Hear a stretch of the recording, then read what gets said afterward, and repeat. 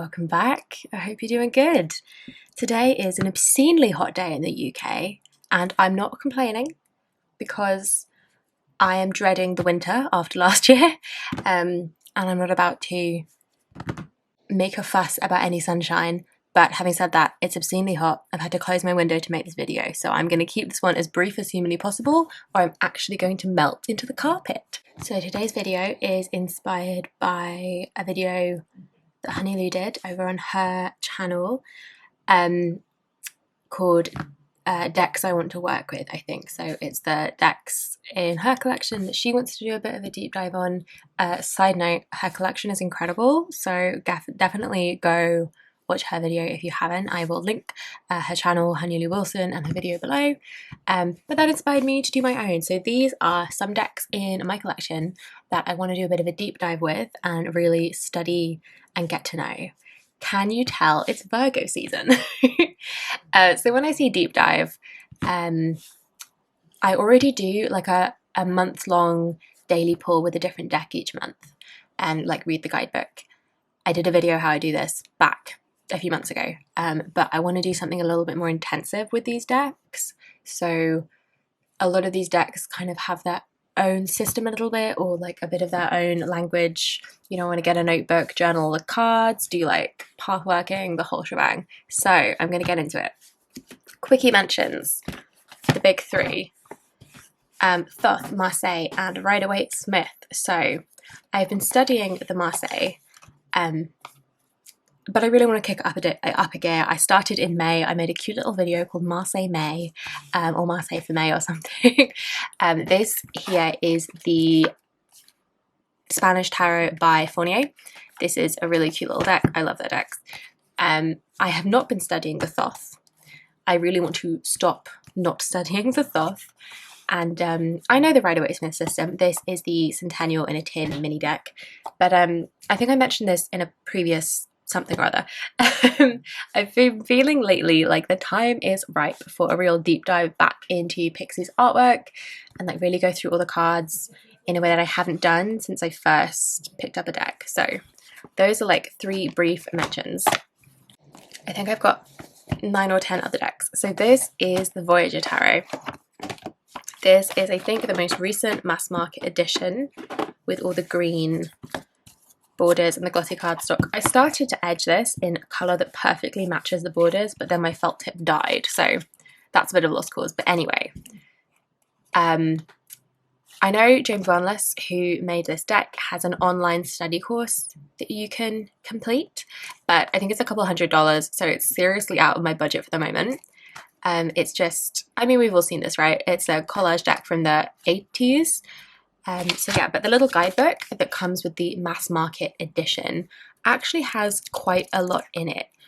It's got some of the like philosophy of the deck and then the card meanings. And this deck kind of does its own thing in terms of the card meanings. Like you can see it's got keywords. The imagery obviously very different. And in the courts especially, like here we've got, I think woman is instead of queen. We've got woman and man. I think man is knight, sage is king, and I think child is the page equivalent. Anyway, so here with man and world. Anyway, it kind of does its own thing. It pulls from a lot of different influences. It's kind of got its own like language and message to give, and I really want to do a bit of a deep dive and work with it. I really shouldn't be saying that for each deck. And yeah, I think the guidebook is going to be a good little one to use because it's got like exercises and activities you can do as well. So that is the Voyager Tarot. Next up, this is the Tarot of Vampyres. This is the Llewellyn Big Box, and I think I mentioned this recently. And same reason why I want to do a deep dive with this one, to be honest, is because it comes with this amazing book. So I think I've mentioned this recently, maybe in my most recent wrap up, because I finally found a affordable complete copy on eBay. Because I think the Llewellyn Big Box decks are a bit pricey considering the cardstock like isn't great. But I've heard really good things about this deck. I love the art style and I've heard really good things about the guidebook. Okay, briefly interrupted for very important D&D group updates. So yes, what was I saying? I really like the art style. I've heard really good things about the deck. and I've heard really, really good things about the guidebook. So this is the Phantasmagoria guidebook that it comes with.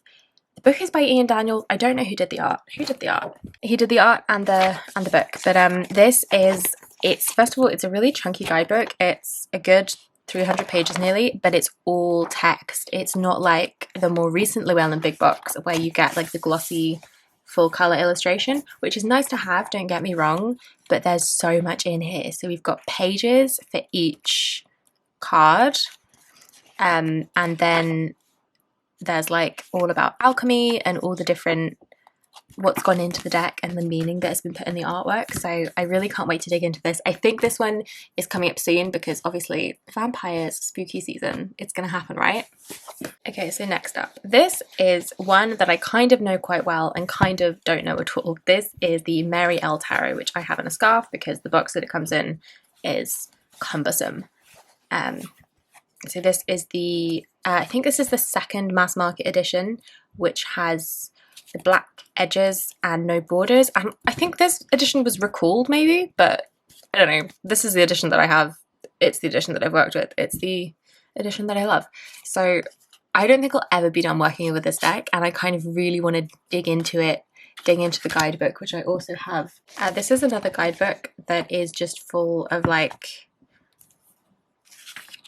different inspirations, or rather this is another deck that is full of different inspirations. We've got the Kabbalah, we've got all sorts of mythology, we've got all sorts of different stories, and I wish the guidebook was honestly, I think this guidebook could be 6 guidebooks and it would still not be in depth enough, but I feel like I really just want to study it, and maybe the time is also right to kind of study the Kabbalah maybe, because I know that's a big influence in tarot. But anyway, that is the Mary L.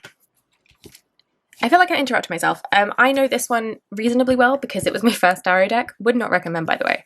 But I also feel like I don't know it at all because there's so much there, and a lot of it definitely went over my head when I first had and worked with this deck. So I want to come back around. I want to really dig in. I used this as my daily draw back in December of last year. So I was dipping into the guidebook every day for a whole month. But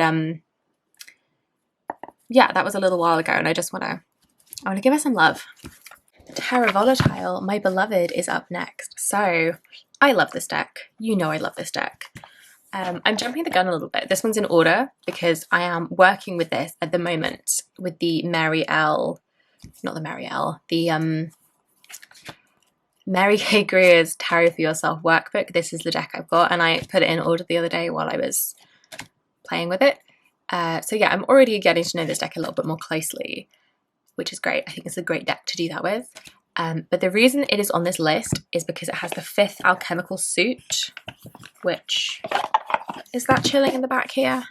No, this is extra major cards, but it has a 5th alchemical suit, which I've barely touched. Like, I shuffled it, I had a look at the cards when I first got the deck, but I've barely touched, I barely played with that. And this feels like a perfect time to be thinking about this because the physical guidebook is being released soon. I think they've started shipping orders. So hopefully I will get that soon. And yeah, I'm really excited for that. I think it's going to be a really good guidebook. And I'm really looking forward to using that to, again, dig into this deck, get to know the specific artwork, get to know the alchemical vessels suit especially.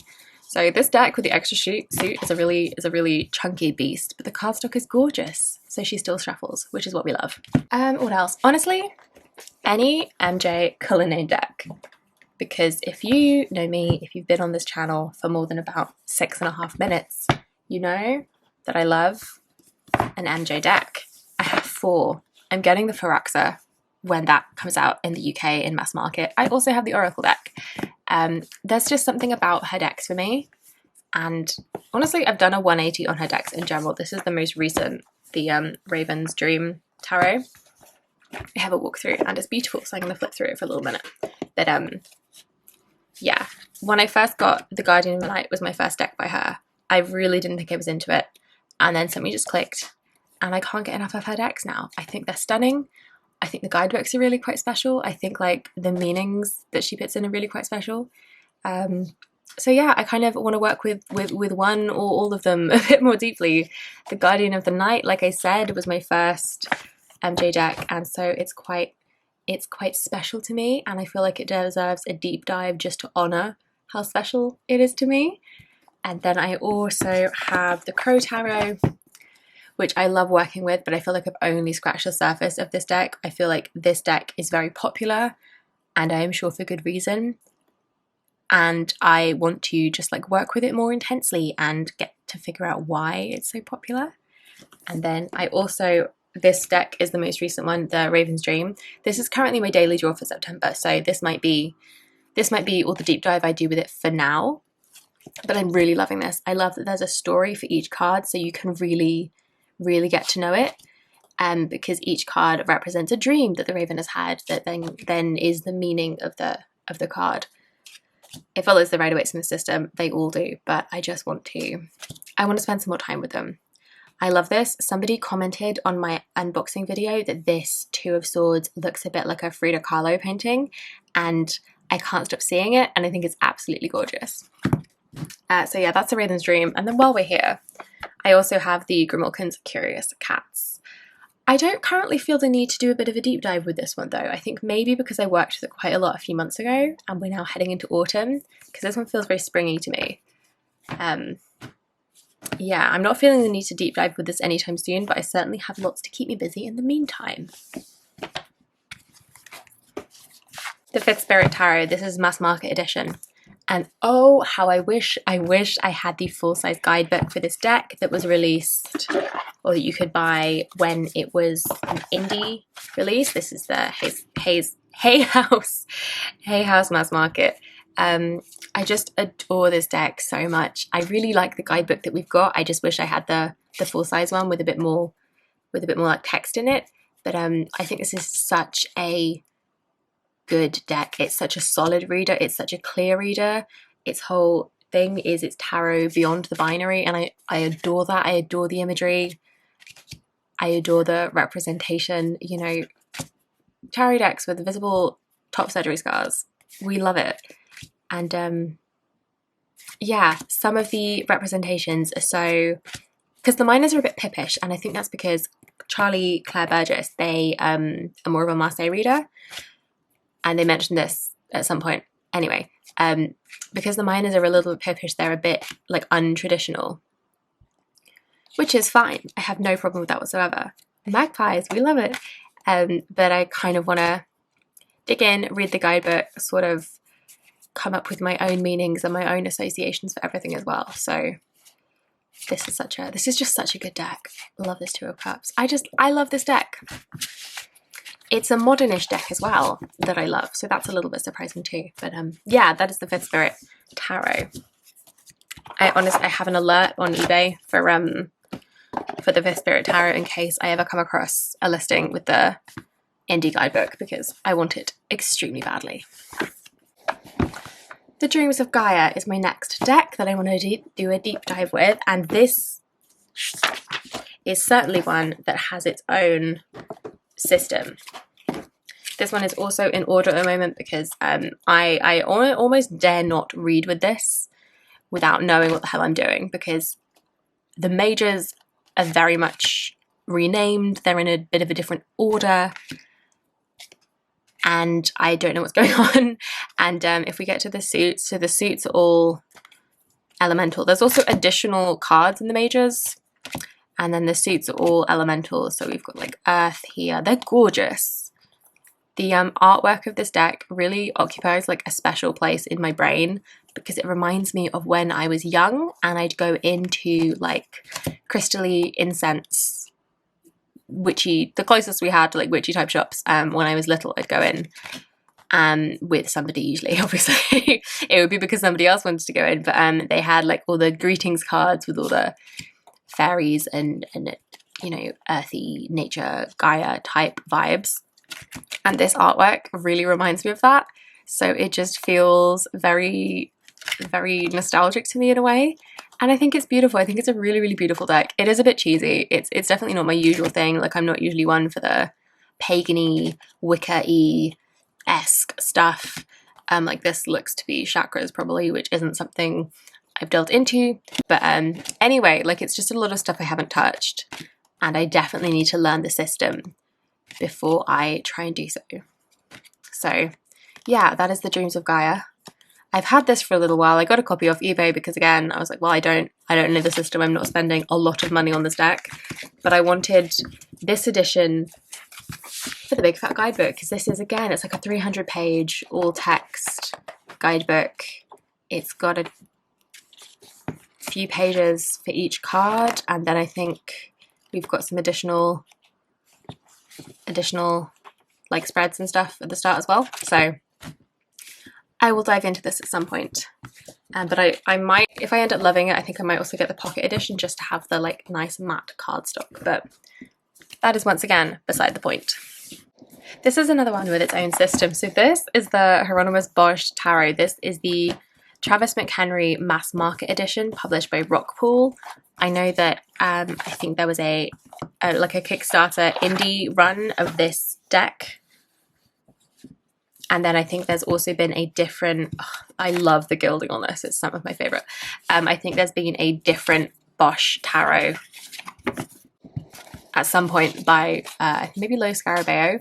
And this has its own system. You can see that the artwork is all taken from Bosch's Garden of Earthly Lights. And our majors are generally like renamed but vaguely consistent with the Rider-Waite-Smith. But then we have, I think, 5 suits. And we basically have like 5 court suits. So this is the Baron of Vessels. And then we also have the Deadly Sins as well. So we've got coins, swords, vessels. That's a sin. Birds, and I think berries. And skates. So it doesn't really correspond with the Rider-Waite-Smith at all. And I think it's kind of a bit of fun. But at this point in time, I have no idea how to actually read with this. It's fun, I pull it out sometimes, but I'm kind of at a loss of what to do with it beyond the occasional novelty reading, and I do definitely have to rely on the guidebook.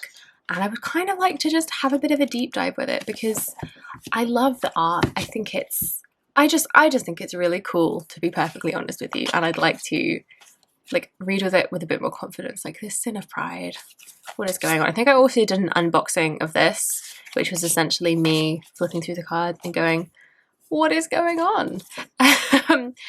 Queen of Books. Books is another suit. There's a lot going on. But I do love this deck, and I would just like to give it some more time, basically. We are coming towards the end, I promise. So who do I have here? Tarot of the Crystal World, which actually is not currently in the box. It's in this bag. I love this deck. This should be no surprise. I feel like I talk about this deck all the time. I am always pulling this deck out and using it. It often is the deck I chuck in my bag to take on the go because I find it really easy to read with. And I think this is something that Honeyloo mentioned in her video as well. But I kind of want to make my own guidebook for this. Like, it's absolutely, like I say, it's an easy reader for me. It's absolutely one of my favourite tarot decks of this year. And it comes with a little white book. Love this Queen of Swords. But it's a very little white book. It's got a couple sentences for each card. And like, as you can see, it deviates from the Rider-Waite-Smith quite strongly. Like, in the imagery, the meanings are all pretty consistent. The guidebook is consistent with the Rider-Waite-Smith, but the artwork and the sort of ways of getting to those meanings are really quite different. And so I kind of want to do my own guidebook and like make this deck my own in a way. Is that presumptuous, or is that what we all do with tarot all the time? Is make the deck our own. But yeah, so that is the Tarot of the Crystal World. One of my favourite decks. This was a Kickstarter deck, and I don't know if or when or if it's able to buy now. Now that obviously the Kickstarter, I got this months ago, like the Kickstarter's all done, it's been sent out. I don't know if there was any additional and if he's selling them. If I can find a link, I'll put it in the description because I think this is a super cool deck and it's hard to track down if it's not purchasable, because I think pretty much everything else I've had has been a mass market deck, so you've not had that issue. Saying that though, this is the final one on my list, and this is not only indie, this is out of print indie. So this is the Lubanko Tarot. This is another one that I feel like I mention all the time, which also has stunning gilding. pretty sure I mention this all the time, and I'm pretty sure that I've mentioned that I love this, but it's not an easy reader for me. It requires me to really sit with it and think fairly deeply about what I'm seeing and what I'm reading. And so I feel like that makes it the perfect contender for some deep dive studying, does it not? Get to know it a little bit, get to, you know, speak the same language a little bit. Whereas something like, oh, where have we gone? Something like the Terra Volatile, I feel like already speaks directly to me, but I want to work with it because of that, and I feel like I've only scratched the surface with it. Whereas this one, I feel like it doesn't speak directly to me, and so I want to work with it a little bit to find a way to make it easier to talk to, if that makes any sense. So that is the Lubanko, and that is the last tarot that I have on this little list. But I also have a couple of oracles that I'm going to give a quick mention to, because I also want to work with those. So this is the Faeries Oracle. The art is by Brian Froud and the text by Jessica Macbeth. I mentioned this recently, I think in my most recent wrap-up, that I have been my recent wrap-up or my recent Oracle deck collection. I will link both below. Yeah, I've been feeling intrigued by the Fae energy, and so I grabbed this deck because people talk about it all the time, and I figured they must do so for a reason. So I have this deck. The guidebook obviously has the like interpretations of the cards, the inspiration behind the cards, but it also has a lot of like additional stuff. Like part 1 is like an intro, part 2 reading the fairy cards, and then part 3 is literally called Going Deeper. So it's a perfect contender to do a bit of a deep dive with, and I feel like I really want to kind of see how I get on with the fairy energy and see where it takes me, basically. And then my final oracle is one that I've talked a whole bunch about. This is the Sustain Yourself Oracle, also by James Wanless of the Voyager Tarot. We have this working great guidebook that simply does not need to be this big, but I really like it, and this also kind of has its own philosophy, much like the Voyager Tarot does. So it's got quite a lot of front matter and how to, like the philosophy behind the cards again, and then it's got like different spreads and different questions that you should ask, and how the deck is broken up into different biospheres and how you can work with that. So it's got like loads of questions, and I will also show you the deck because I really love this deck, and I was really surprised by how much I love this deck. So this edition only came out this year, which maybe explains why I haven't seen it so much, but I think the deck itself has been out since 2011. I think it maybe was cool. There was a card like this in the Faeries Oracle, right? Like how? That's quite interesting. This one is Openness, and this one is Fairy Guide. So anyhow, that's wreaking havoc with my white balance. I love this deck. I love the nature theme. I love the art style. I love the like 90s, 2000s vibe to the, you know, the papyrus font. Come on, I love it. I love the collage. And yeah, I really love the nature theme and the nature photography, and especially all of the like close-up microscopic photography I think is really cool. It's like 101 cards. Did I interrupt myself? I think this has been out since 2011, but maybe in under a different name. First edition published 2011, yeah, and then this one was published earlier this year. And like you don't get a whole lot in each card, but I really like the keys that you get in the guidebook, and then like I say, it has all those questions and different spreads, and I really just want to like work through them all and get to know this deck a little bit better, because like I say, it is 101 cards, so I'm gonna have to work with it a lot to feel familiar with it. So that was my last deck. That was a bit of a whistle-stop tour through all of the decks, tarot and a couple of oracle, that I really want to deep dive and get to know and kind of learn my meanings, my interpretations by heart. So that's everything I had to share with you today. I'm going to let you go, mainly because it's blooming hot and I want to open my windows again. Thank you for watching. Thank you for spending some time with me. I hope that you've enjoyed. Let me know what the decks that you have that you want to deep dive are, and I will see you in the next one. Bye bye.